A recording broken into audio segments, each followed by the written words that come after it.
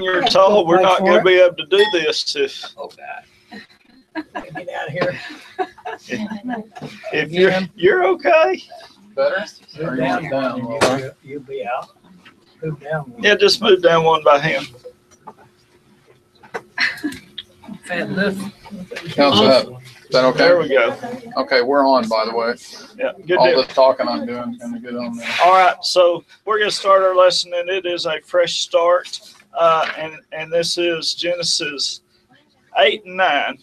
And this is the time period right after the flood is what we're going to talk about. So, or really getting off the ark, I guess is what we would say the fresh start is. So, kind of all of interest to me as far as just the whole thing and what we're going to talk about.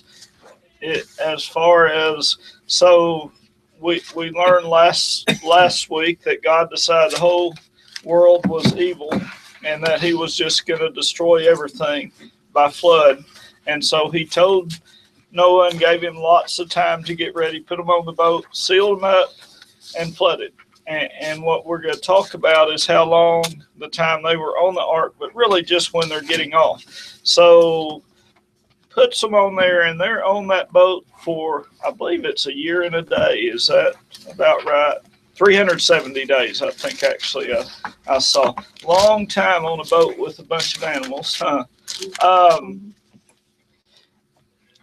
Interesting when you look at it, to me, that God did all of it. So he just told Noah, okay, build this boat. Told him exactly how to build it. It's nice that Noah listened. Then God locked them up in the boat.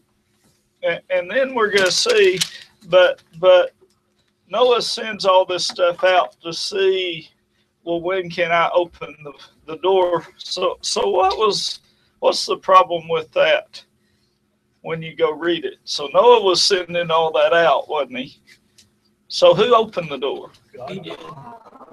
Huh? He did. Noah? God, no. God. Did. So His Noah was sovereignty just took over really, everything. Noah was really maybe doing what we would have done, as being a little impatient and thinking, gosh, maybe when that dove come back, maybe then God will open the door. I mean, it's just completely on God's time, huh? And so when I've thought about it before and I've seen, oh, well, he saw, I wonder how Noah decided when it was really time to open that door. And the answer was, as usual with God's plans and stuff, Noah didn't decide at all, did he? He just had the door open for him. Sounds like. Well, didn't the dove bring back a leaf or a twig on the dove did, but did God need to see that twig to? No. And so, as we say all the time, and I mean, we see God's ways, he allows us to see, and he allows us, I'm going to say, what we think is free will, and it is, but it's God already had it planned out. God already knew. God knew the day when he put them in there, what day he was going to let them out, and so that's where we're at. It's a new start, and I'm going to just read the first part here, and this is Genesis 8:15 through 19. Then God spoke to Noah, "Come out of the ark, you, your wife, your sons, and your sons' wives with you. Bring out all the living creatures that are with you, birds, livestock, those that crawl on the ground, and they will spread over the earth and be fruitful and multiply on the earth." So Noah, along with his sons, his wife, and his sons' wives, came out. All wildlife, all livestock, every bird, and every creature that crawls on the earth came out of the ark by their groups. Then Noah built an altar to the Lord. Oh, no, I'm missing one. Okay. So again, why did God do it? Why did God want to destroy everything? Because everyone was evil. Because everything was contaminated. So when he put them in and he kills everything and he says, "Come out," wouldn't if I was God, I would have also wiped out sin and truly started over. Why not? That would have been killing and destroying Satan at that particular time. And he wanted a fellowship with him, where his fellowship would come to him and not him forcing them upon his relationship. So that was his thing at free choice. Yeah, freedom of choice. Y'all think that's Which right? only happens after salvation. Y'all think that's right? Huh? Well, that's as good as any. I would say that's definitely partially right. I would think that, again, I think there might be a little more to it, maybe, like in the sense we that don't have a week. yeah, but when we talk about No, but we We'll got take an a week. hour, so but when we let's talk use about that sucker. freedom of choice and that kind of thing, I think one of the things that really kind of sets the heart of God apart is the fact that it wasn't enough to start over and start from scratch, but that leaving sin in place and leaving us with that freedom of choice allows us to choose him. And I know we go back and we look at Adam and Eve and we think if we were there, we'd make the same decision, or if we were there, hey, I would not have touched that fruit, but we demonstrate on a daily basis that choice, whether to touch that fruit or not. And I think that daily choice to choose God over our flesh is really what an act of worship is all about. And I think that by God allowing Noah to remain in his condition and to allow humanity to populate in that state really just allows us to worship him in the fullness, that God intended it. In fact, I would say even a deeper, richer worship than maybe what was before. I don't know. Yeah. But, I thought about, and I think it's the same thing. So my son was doing research this summer, and they did all this research, and my son kept saying, "Oh, cleaned it up, and it will never be clinically relevant because they won't deal with the flaws in it that make it clinically irrelevant." And that's kind of where we're at here, isn't it? I mean, God could have gone and started over, but he had the same, it would have just been the same experiment. And I think that's kind of what you just said.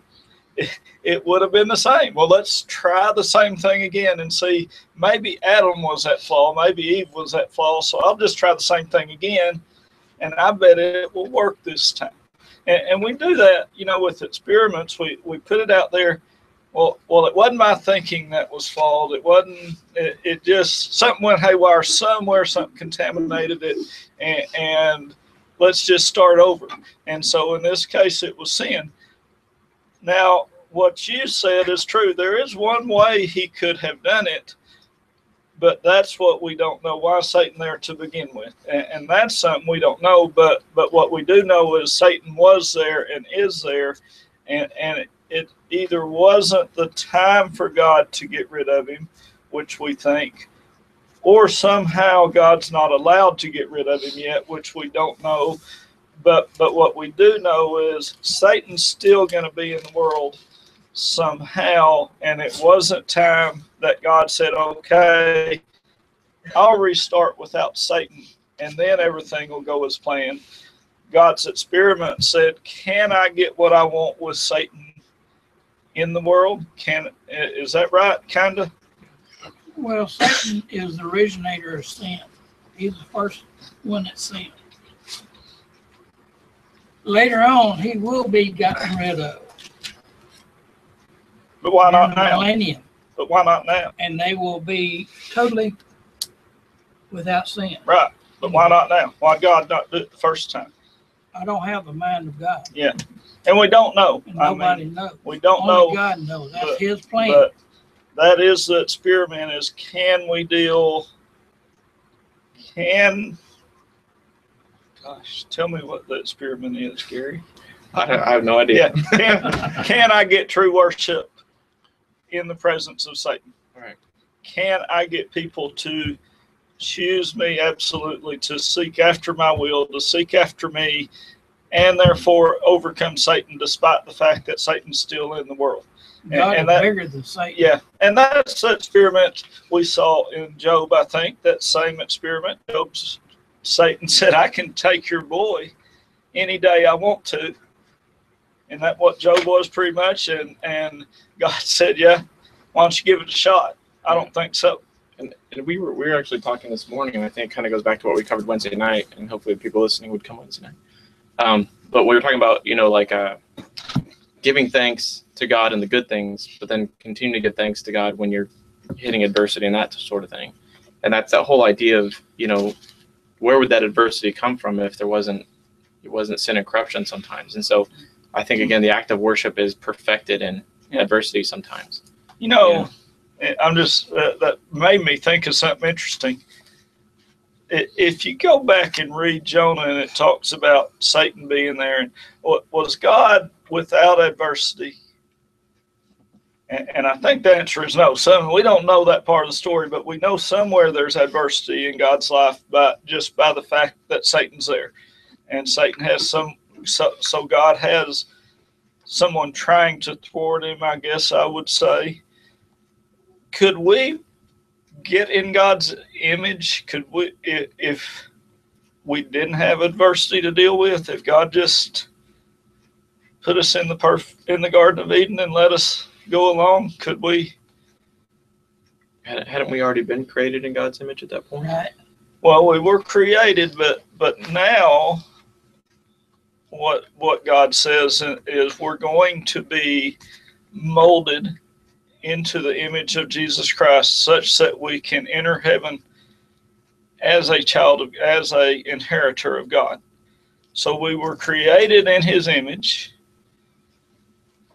but from what we see, what I think I see now, if you look in the New Testament, we've still got to grow to learn to use what He created in us. So I like dogs, so I can have the perfect bird dog. Right now, is anyone bird hunting? Did anyone used to bird hunt? Yeah. So what's the problem now then?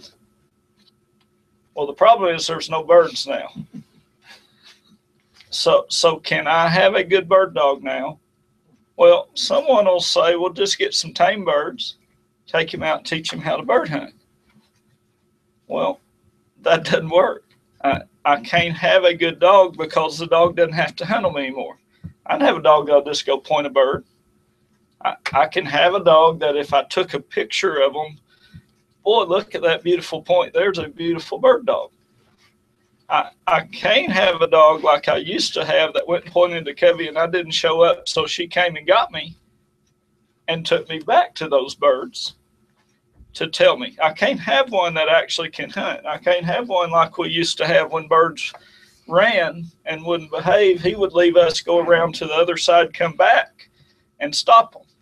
And we'd be furious at him because he wasn't hunting with us till we ran into him pointing from the other direction and the birds are between us and him. Well, I can't have that. And that would be us, I think, if we're in that world. If God had done away with Satan right here, would we have any experience? Would we know why we need salvation? No. Would we even need salvation? You wouldn't need it. No, God would have done it on this day, right? I think Satan was part of the plan from the beginning because he's going to always be with us, I think, except for that 1,000 years. Yeah, so the answer is we don't know why all this had to be. It seemed like I'd have been just fine myself if he'd have got Satan then and rid of Satan then. But that wasn't the plan, was it? And that's what we talk about all the time. We don't know God the way God thinks. We know God, we know of Him. We can't imagine how God thinks, and so all we can do is get clues of what we have. And I think what you said is what y'all both said. I mean, it's just wasn't time yet, and we got to have free choice, and that's what God wants. So that's what we got. So anyway, God says, y'all all come out. Now I would have done one other thing. Those that crawl on the ground, Yeah, we'd have left them in the old boat if it had been me. But No, one, we would never put them in the boat. once again, yeah, what a good time to get rid of things that crawl on the ground, leave them out there when there is no ground. Huh? But that wasn't God's plan. So anyway, so here they come out after a year of stuff, and what do they do? And so the next is a new altar. This is just Genesis 8:20. Then Noah built an altar to the Lord. He took some of every kind of clean animal and every kind of clean bird and offered burnt offerings on the altar. What's interesting about that? There were only 2 of each kind, and he burnt one. What happened? Yeah, but that's not true. What did he bring in? He told them to take 2 of each kind that he would use to repopulate the earth, but he also told them to take 7 of the clean species and 7 unclean so that they could later have something to sacrifice. So he already had that figured out, even though Noah hadn't actually said, oh yeah, I'm going to build an altar as soon as I get off of here, and I'll need something to So once again, sacrifice on it, but God prepared it. God had it planned from the start, didn't he? Noah's probably thinking when they bring in the 7 in, of course, now, while I say that, what did Noah have to do to bring the 7 in? Open the doors. They just showed up. Yeah, I mean, is that not amazing when you, I've seen, was it Noah's Ark? I think it was in Branson, that Noah's Ark thing. And first time I really thought of it, where they're just standing there and look, and here come 2 giraffes over the hill. And then here come 2 giant tortoises. And it's like, I mean, the animals just started coming. And some of them had to come from a long way off, wouldn't you think? But so anyway, I think the sacrifice here and the building the altar, but God knew what was going to happen before it started. Did it have to happen? I got a question before we go too far. Does anybody know what the difference between a clean and unclean animal is? Well, it lists a bunch of them in like Leviticus and Deuteronomy as far as what types of animals were acceptable for the sacrifices when the Levites were presenting the sacrifices. And so, Isn't an unclean animal a clove foot or something? Right, the livestock, except for ones that had a clove foot, meaning like a pig, was not clean, but a sheep and a cow were, because they chew the cud. The clove foot, a pig has the same sort of foot, but it doesn't chew the cud, so it's unclean. There's a lot of different birds. Doves were acceptable as sacrifices. Hawks, vultures, things that ate dead meat, because God said you're not supposed to eat anything that has the blood still in it, and so the scavenger birds were not clean, so you couldn't use those. So they're all listed. I don't know what all of them are. I don't even know what some of the birds are. I know it. What is the reason for a clean or unclean? I mean, why specify? Why did he specify? I think part of it just for obedience. It's like, this is how we're going to do this, and here's the list of things you're going to use that I will honor, and if you don't go by this, then I'm not going to honor it. And I mean, as far as a sacrifice goes, I don't know. I mean, what's the difference between offering up a cow or a sheep versus a pig, unless you like beef instead of pork? I don't know. Some of it looks like when you read, and I still said, if you read the early laws, a lot of those were public health laws, and some of the unclean, like pigs get trichinosis, cows that kind don't. So some of it could have been public health. It is interesting time-wise, though, put the clean animals in, yet at least for us, we didn't get those laws till well after this time. So if you look in the Bible, Goes back to Cain and Abel. yeah, you asked that before. We were trying to forget that, though. Sorry. It does. When did those laws actually come about? It is the question you asked then, I think. Isn't that right? Right. What was acceptable to God and what is not. Right, exactly.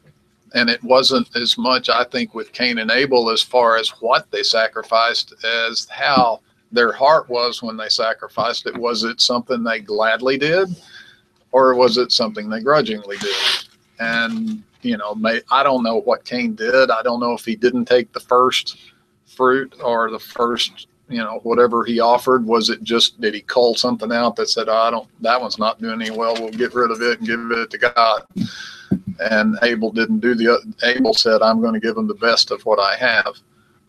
And then, that's been told right. a lot. And then I remember the discussion was not necessarily on giving the best, which is what's depicted in a lot of adaptations of that. It was just that's not what God said. Right. He didn't say go burn this. See, this would have been the perfect chance too for Noah once again to decide this is when I sacrifice the crawling animals. I'll go along with that. It would have been the perfect chance. Did he have to do this sacrifice? God prepared it, but did Noah have to do it?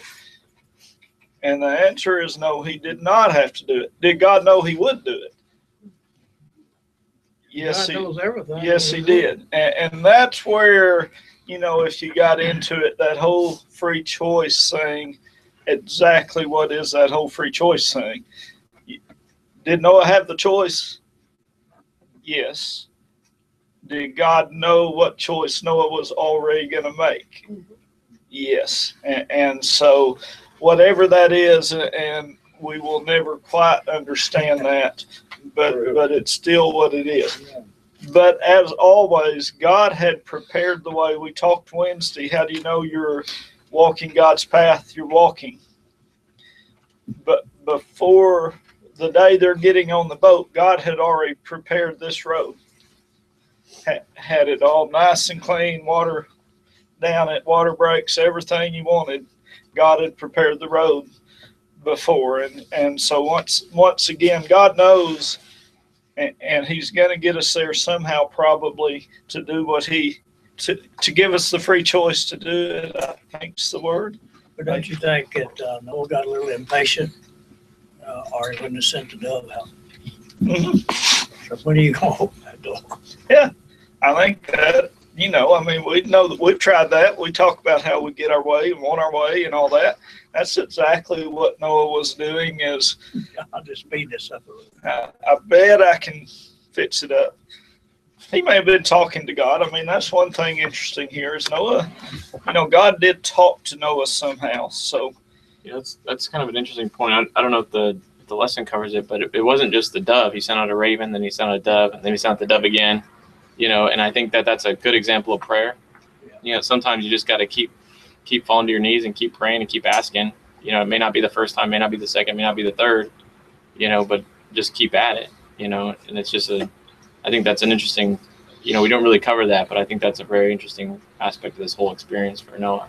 absolutely. Well, you said it earlier about we have a tendency to quit praying when things get bad and we don't hear from God. Mm-hmm. So God may have been not talking to Noah for a while. Yeah. So, I've been talking with someone this past week that that I've been praying really all the time and nothing's happening. So I guess I'll just quit. Yeah. So no, you don't need to quit. You need to just continue. Well, and even when he first started building the ark, it took him over 100 years to build the ark. I'm sure there was periods in there where he's banging away saying, Wow. I'm building an ark, where's the conversation at right now, So Very, very interesting. So the next part after the new altar is the new promise, and this is 8, 21, and 22, then 9, 1, and 11 through 16. When the Lord smelled the pleasing aroma, he said to himself, I will never again curse the ground because of man, even though man's inclination is evil from his youth. And I will never again strike down every living thing as I have done. As long as the earth endures, seed time and harvest, cold and heat, summer and winter, and day and night will not cease. That's interesting. So who knows what God said to himself to get it in the Bible? I have a question. Just brought up a point. You said that people have a tendency sometimes to stop praying when things get too tough. I see that. I recognize that. They also have a tendency to forget God when things are great. And so here's Adam and Eve in the garden, and they really forgot God because they sinned. Told them not to do one thing, but hey, that wasn't enough. You know what? It's great here. And then you have people in this adversity who do the same. So, how do you stay in the middle ground? That's the challenge, I think. That's the hard part. Yeah. For me. Well, me too. That's my daughter and I were talking about that last night. We were talking about that this morning. Is that concept of give me neither poverty nor riches? Right. So I don't take your name in vain, and then I don't also curse your name. Right. And I think that type of contentment is just really the balancing act that we have to struggle with. Among other things. To me, that's the real heart of worship. I mean, you can stay in that.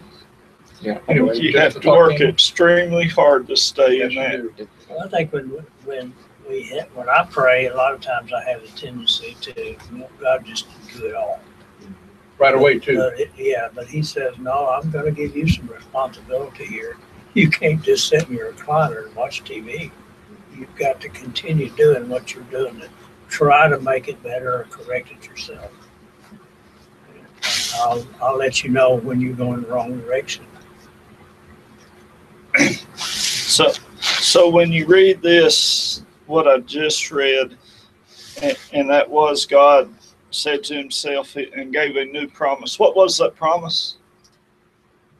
To not destroy Never destroy the earth by water. That's right. So I will never again curse the ground because of man, and I will never again strike down every living thing as I have done. So really, later he talks about the water, but here he just says to himself, mind you, which is interesting. Yeah. He said to himself, I will never again curse the ground because of man, even though man's inclination is evil from his youth, and I will never again strike down every living thing as I've done.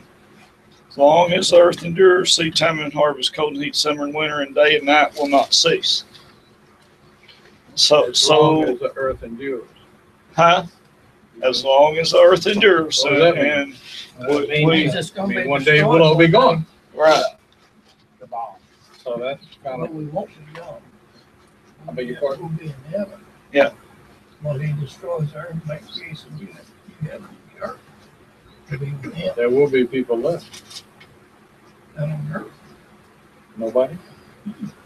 he's going to destroy it with fire. I got another class that's going into Revelation, so I'm getting really confused. Okay.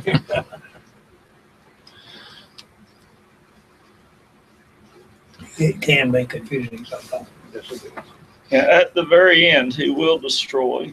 Up until that time, that's and we talked about that, but it's still very confusing. That's the judgment when you will either go, you will either be allowed on the new heaven and new earth or not. That's that final judgment. Up until that time, there will be. and anyway, so who's this promise to? Himself. Who is this to? Yeah. This covenant, who's it to? Himself. Himself. What part do we have in it? Really extreme. Really not. You mean God's just giving us a promise for no good reason? I think it shows his grace. Yeah. That's where we say God never changes. This is grace, pure and simple, isn't it? Grace without us even being involved. And it's sad to say, but so is the grace we have now, almost. Now we have to make a choice most of us would say. We could get into that predestined thing but but anyway, I mean, this is just God saying this is what the promise is going to be.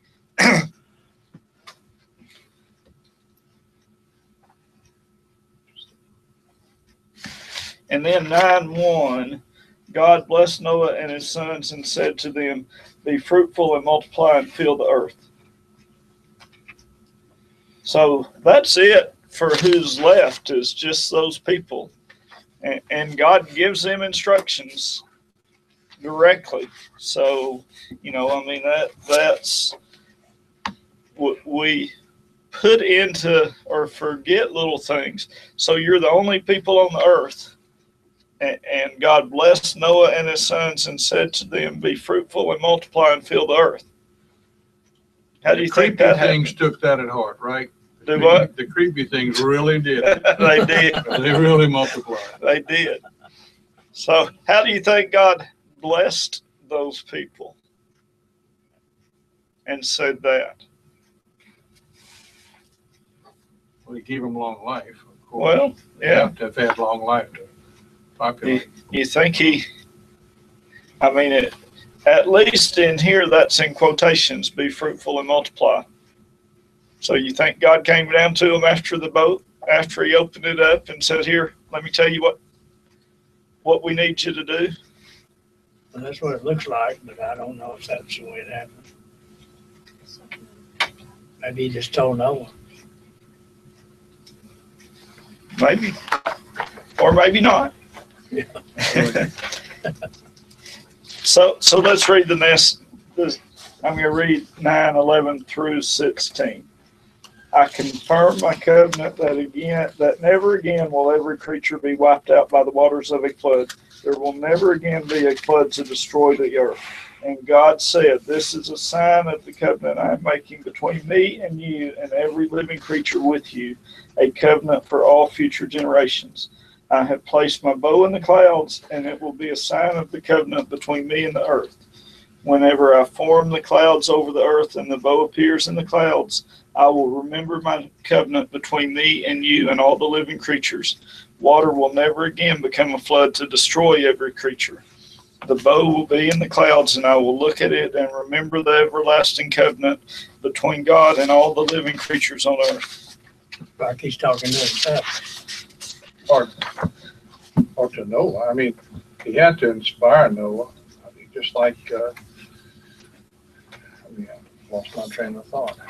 Or to all of them. Well, how else? I mean, my understanding of how the Bible was written was that people lived, I mean, just a much longer period than we, and then word was passed down, but it was inspired. So, I mean, God didn't write it; He made man write it. So, therefore, someone had to be inspired to write it. Is that logical to think that way? So maybe it was to Noah. He told him all this, or somehow that word got to Noah. Okay, and whether God spoke to him directly or just Noah had it in a dream or whatever have you, someone would have to pass down all of this, or unless God sat down and wrote the Bible. But He wrote it to man, is what I've always understood. But did God speak to Noah directly when he told him to build the ark? Or did that come? I don't know. That's always a mystery to me. It Whether doesn't God, really say. He did in Branson, by golly. Sure it is. I heard it. Okay. So There we have direct evidence. I mean, I asked the question, hey, does God speak to you today? I think He does. But how does He speak to you? I mean, I've told people many times, I keep calling, but the phone just keeps ringing. So I know He just speaks to us. Everybody's business we get. I wrote here, just note the direct interaction between God and Noah and his sons and his wives. Sons' wives, his sons' wives. I mean, there was direct interaction somehow. It said he spoke to him. I don't know, maybe, it's what you said. I find interesting, you talked about how hard it is to stay in that middle ground, and I think of that when I pray, and maybe it's just me, but sometimes when I pray, I know I'm talking to God. Sometimes when I pray, I know I'm just trying to be quiet and hide while God's talking to me. And sometimes when I pray, I really feel like I'm talking to myself. I mean, I'm like, okay, God, I'm trying to reach you. You home? Give me some clue that I'm really talking to you here. And there's nothing. But there's times when you're talking directly to God. I mean, there are just times when there's no doubt that you have direct interaction with God. And I don't think there's any doubt. There's no doubt God's the one leading that conversation. But it's interesting when you look at this that they had, and it's also interesting what's not in here. You look at what God says to Noah here. What's not in here? What kind of instructions did Adam and Eve have? Don't do one thing, right? Yeah, there are no commandments in there right now. Yeah, there's not a word we're told where God said, okay, Noah, you're the last chance. Don't go sin. Don't go. In fact, what did God say? In effect, no matter what you do, I'm not going to destroy you again. You know, I asked a friend once, just now to see, she had died at a young age. I asked, she was always saying, well, God will take care of me. And she lived in adversity. I said, how do you know when God talks to you? She said, you feel it.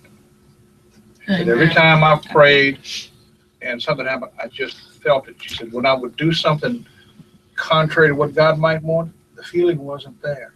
I just did it, and I knew it was me. Well, that's the only thing we have that we can measure in ourselves. Yeah. That's how we feel. He gave us a conscience. Maybe that's it, huh? Yeah, I think I know when I'm on my own or when God. I do too. Yeah. I definitely. Yeah, I mean that's you feel it, and you've got to learn when to feel it. You've got to learn how to listen to it, or I don't know. Let's walk on that middle road, huh? So keep it in there.